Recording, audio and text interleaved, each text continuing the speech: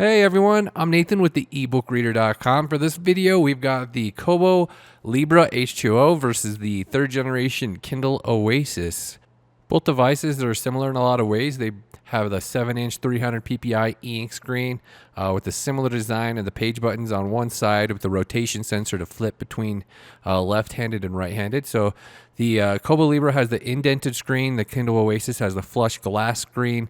The Kindle Oasis has a nicer aluminum back with that contoured edge right there. It can be a little bit more cold, like in the winter, or warm if you leave in the sun. The Libra has more of the cheaper plastic design. It's got a slight texture, slight rubbery feel to the back to it there, and you got the power button on the back of the Kobo as well.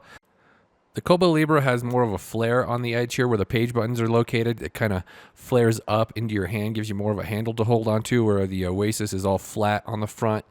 Like I said, the Libra here has an indented screen. It's got that sensor to rotate, and it also will rotate to landscape mode. Actually, I have the sensor locked to portrait here, so if we switch it to auto rotate, you can switch it to landscape as well. Or you can lock it to portrait or landscape, but you can't turn it off. So with the Kindle Oasis here, everything's flat on the front edge. You don't have that flare. It doesn't have landscape mode for the rotation sensor. It just works from left to right-handed. You can go to landscape mode from the settings menu, however. So here's just sort of a closer look at the text on these two with the front light on. They both have the exact same 7-inch 300 ppi ink screen, but still things look quite a bit different once you get the different front lights on here. So they both have the front light with adjustable color temperature. As you can see, the light color completely different on the Kindle Oasis than it is on the Kobo Libra H2O. So, you know, with front lights, they can vary from one to the next. So the one on my Libra is pretty bad, as you can see here. It's different color on one side of the device than it is on the other side of the device. It's got this green color, which you don't really see in person so much, but once you have it up next to the Kindle, it does kind of highlight the green tone. Again, front lights can vary a lot from one to the next. This is just sort of a look at this particular front light. The one on the Kindle Oasis just happens to be really good. So, I mean, you can get bad front lights on Kindles as well. It just sort of depends. There's kind of a front light lottery. The orange color is just a slight bit darker on the Oasis. Shows up a little more on the camera that way. Cool thing with the Kobo is you can adjust the brightness on the left side of the screen by swiping up and down. Kindle, you have to go into the menu to adjust the brightness settings. So they both have the warm light and the cool light, and you can adjust them sort of halfway, get sort of a mix between the two. Again, completely different colors here at the cool end of the spectrum.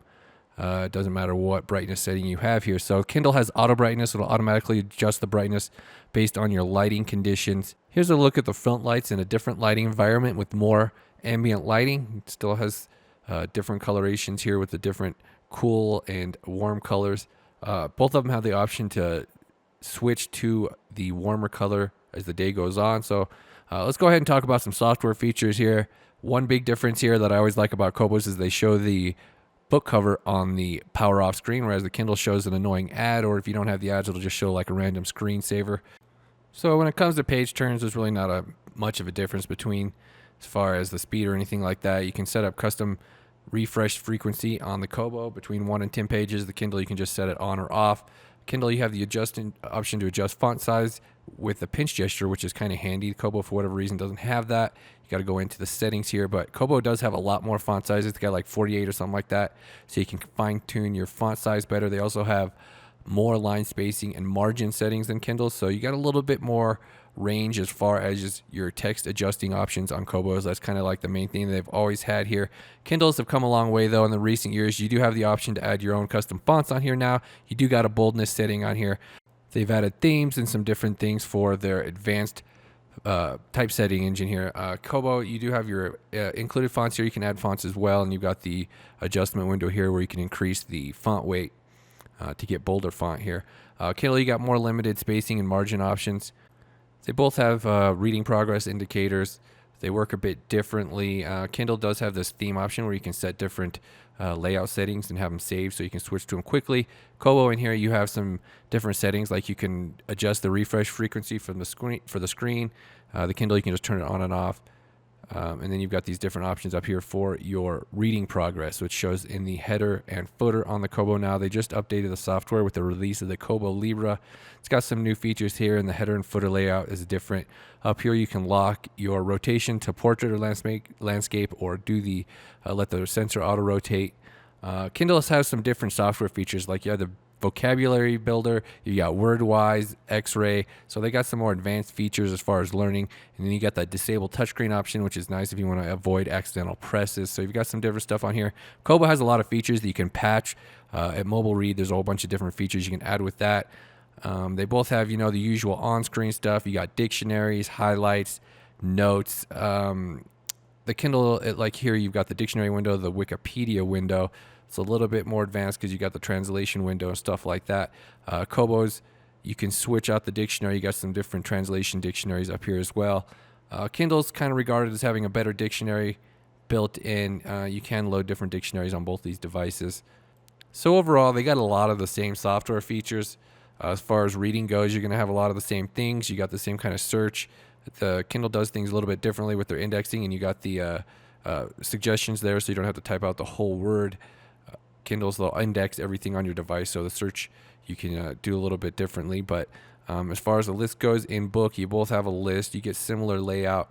With the Kobo, once you select a location, you can actually keep scrolling through your different selections. At the bottom there, you got your different search results, where the Kindle, you got to go back to your list using the back button here. So you can go back to your list on the Kobo as well. So a lot of the same features, like I was saying.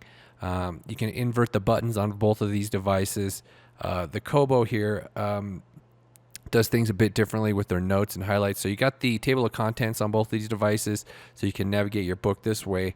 Kindles have popular highlights as well, so you can see what other people have added. And they also have the option to export your notes and highlights, which Kobo does not for some reason. So cool thing with the Kobo is they got the fast page turn. So if you hold down on the button, you can scan through your book. Kindle's got sort of a fast scan feature using this on-screen menu here with a 9-page view, and you can jump around your book that way. The Kobo, they added this new window that pops up. I don't find it terribly useful because you're just still viewing one page at once, unless I'm missing something here. But this is a look at the home screen on both these devices. Neither are particularly useful. You can set the Kindle to go to your library by default, and once you're viewing your library on your Kobo, you can sort of stay there as well. You got different sorting options. You can view the cover view on the Kobo as well, so it's got that list view by default. You do have some more sorting options on the Kobo. The Kobo also has the overdrive support built in for library books, which is nice and handy. You can get library books on a Kindle in the US as well. You just have to use a different device to check them out. Kobo also has Pocket for web articles. Kindle has Send to Kindle, so it's sort of a similar thing. So the Kindle has the inverted mode built in. It's considered an accessibility feature. You can go into the developer options on the Kobo. It's not an official feature, but you can get the inverted mode on the Kobo as well. One difference here, as you can see, it doesn't automatically dim the front light like it does on the Kindle. So you need to go in and adjust your front light after you switch over, because it makes it look kind of strange if you got the front light maxed out. It looks better if you got it lower like that. So you can get the inverted mode on the Kobo. It's not an official feature like it is on the Kindle. I think there's just a little bit more ghosting on the Kobo, though. It does seem better than it used to be. Kindles have some other features like the voice view screen reader that'll read the screen aloud. Also has Audible support built in. There's also a 32 gigabyte model. You got the wireless model as well for Kindle. So you got some different features on the Kindles. So when we got the same font setup on both of these, just kind of a closer look at the screen. This is without the front light on. So you just sort of get a good look at the screens up close. So, I mean, the Kobo is quite a bit cheaper at $170. The Kindle's $250, although you can get 25% off with a trade-in. Kobo doesn't have any kind of trade-in offer.